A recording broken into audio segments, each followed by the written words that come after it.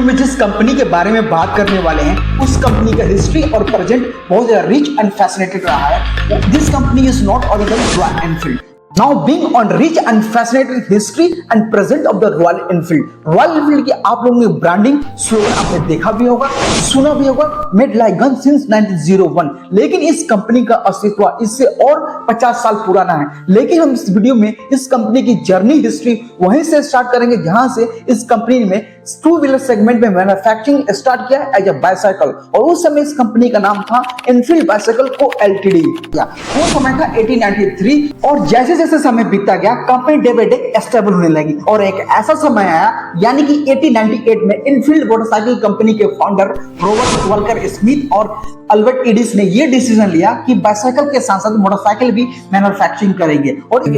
इन्होंने इस मिशन को सक्सेसफुल करने के लिए एक प्लान एग्जीक्यूट की और प्लान के जरिए इन्होंने सक्सेसफुल मैन्युफैक्चरिंग भी किया। और इसी ईयर में यानी कि 1903 में इन्होंने लाइट व्हीकल के साथ छोटे छोटे आर्म्स बनाए यानी कि तोप और बंदूक भी बनाई और इसी तरह इस कंपनी का एक्सपेंशन ऑफ एम्पायर बढ़ते गया।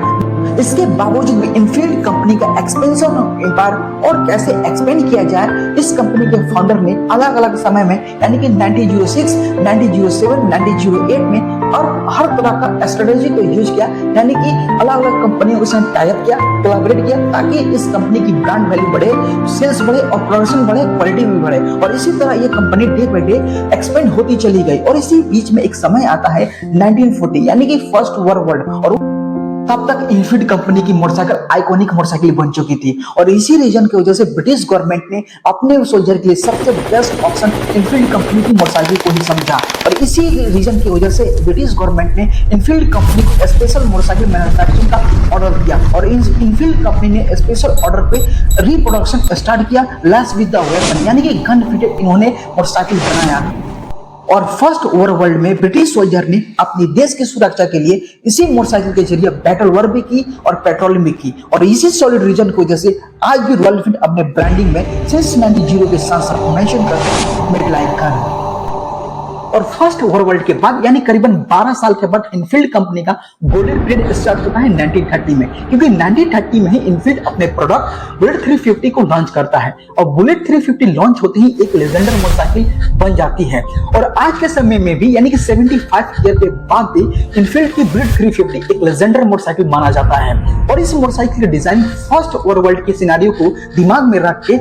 इसका डिजाइन किया गया, इसलिए इस मोटरसाइकिल का आर्म से रिलेटेड नाम रखा गया बुलेट 350। को इंसिडेंट ये देखिए कि बुलेट 350 के लॉन्च होते करीबन 9 साल के बाद यानी कि 1939 में सेकेंड वर्ल्ड स्टार्ट हो जाता है और सेकेंड वर्ल्ड में ब्रिटिश सोल्जर के लिए फिर से एक बार इनफील्ड की बुलेट 350 मददगार साबित होती है। और इस वीडियो में आगे बढ़ते हैं और ये जानने की कोशिश करते हैं कि इनफील्ड की मोटरसाइकिल बुलेट 350 इंडिया में आई तो आई कैसे और फिर इंडियन ब्रांड कैसे बनी।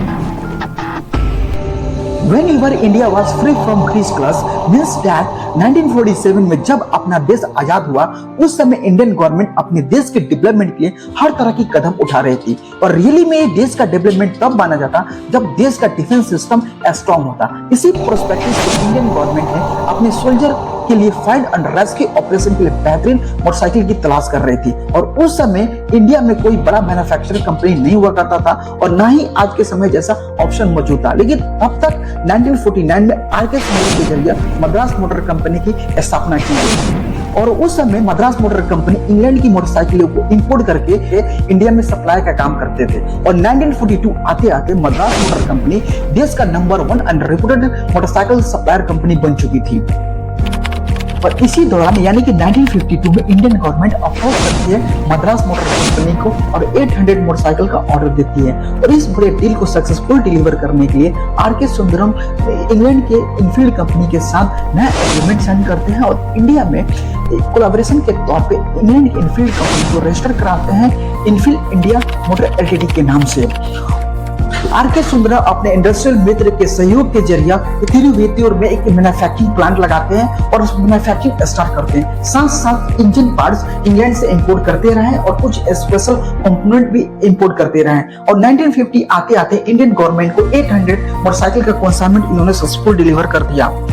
और इनफील्ड की मोटरसाइकिल हिंदुस्तान के अलग अलग इलाकों में सोल्जर के द्वारा यूज किया जाने लगा। इसकी वजह से इनफील्ड की रेपुटेशन बढ़ जाती है, यानी कि लेगेसी बढ़ जाती है और टू व्हीलर सेगमेंट में किंग कही जाने लगी। लेकिन 1961 में इनफील्ड की मोटरसाइकिल लेगेसी कम होने लगी। इसका रीजन ये है कि 1960 में दो बड़े मैन्युफैक्चरर मोटरसाइकिल कंपनी जावा और स्कॉट की एंट्री होती है। एंट्री होते ही लोग जावा और स्कॉट की मोटरसाइकिल को पसंद करने लगते हैं। इसका रीजन ये है कि इन दोनों कंपनियों की बाइक बहुत ज्यादा रिलायबल और गुड लुकिंग हुआ करती थी एज कम्पेयर इनफील्ड मोटरसाइकिल, और इसी रीजन की वजह से इनफील्ड कंपनी की सेल्स डिक्लाइन हुई और इंडिया में एस्कॉर्ट, यामाहा और राजदूत के साथ कोलैबोरेशन में मोटरसाइकिल मैन्युफैक्चरिंग किया करता था। और आज के समय में एस्कॉर्ट इंडिया में अवेलेबल नहीं है और जावा इंडिया में आज के समय अवेलेबल है, और लेकिन हालांकि कुछ समय के लिए ये भी डिसकंटिन्यू हो गया था।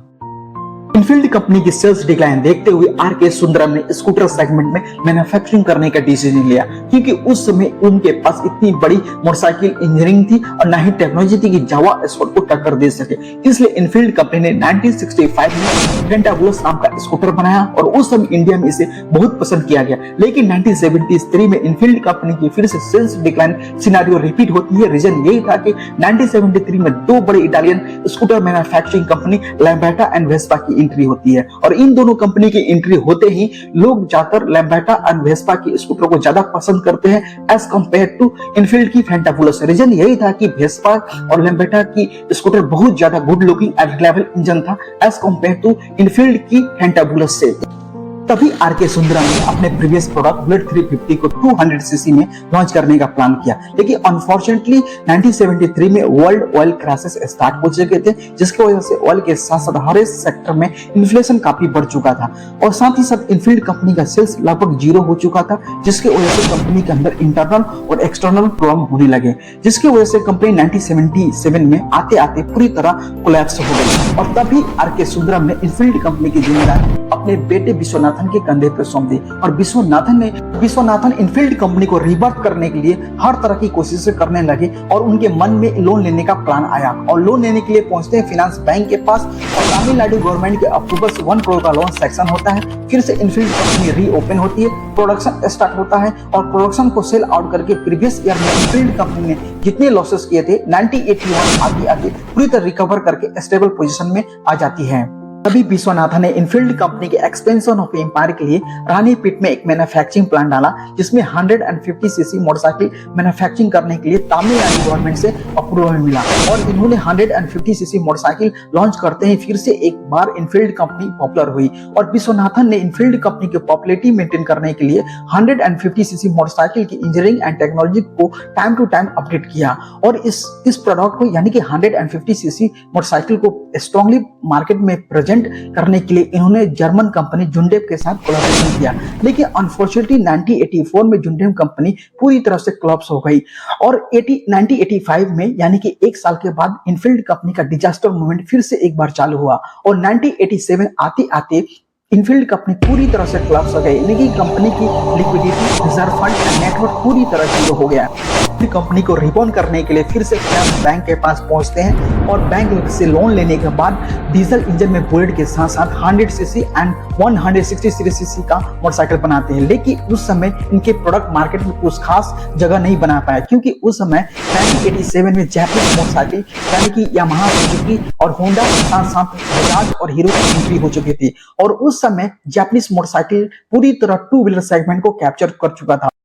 तभी विश्वनाथन ने इनफील्ड कंपनी को अलाइव रखने के लिए 1990 में एक बड़ा फैसला लिया। फैसला यह था इनफील्ड कंपनी के 50% शेयर बेचने का और 1991 में Delhi based company Eicher motor ने इनफील्ड कंपनी की 30% शेयर खरीद ली और करीबन 3 साल के बाद यानी कि 1993 में आइसर मोटर ने पूरी तरह इनफील्ड कंपनी को एक्वायर कर लिया और 1 साल के बाद यानी कि 1994 में फिर से इनफील्ड कंपनी को रीनेम की, यानी कि इनफील्ड कंपनी से रॉयल इनफील्ड की। और ये जर्नी है इनफील्ड कंपनी।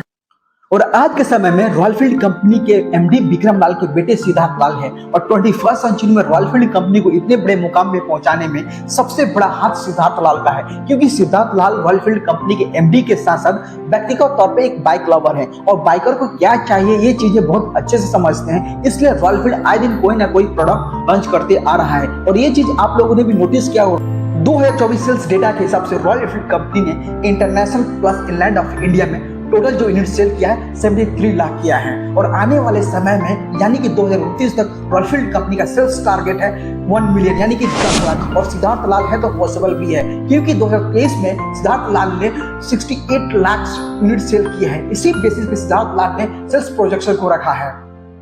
और आज के समय में इंडिया में 300 सीसी सेगमेंट में 82% केवल मार्केट कैप्चर है रॉयल एनफील्ड का, और 18% में Honda, Yamaha, Suzuki, BMW, Bajaj, hero, TVS, Bentley, Aprilia और जावा जैसी मोटरसाइकिल शामिल है। और इसलिए 300 सीसी में रॉयल एनफील्ड कंपनी को किंग माना जाता है। और रॉयल एनफील्ड कंपनी की मोटरसाइकिल को ऑन करना यानी कि अपनी पर्सनालिटी में इंपावरमेंट लाना, और इसलिए लोग रॉयल एनफील्ड मोटरसाइकिल के दीवाने हैं।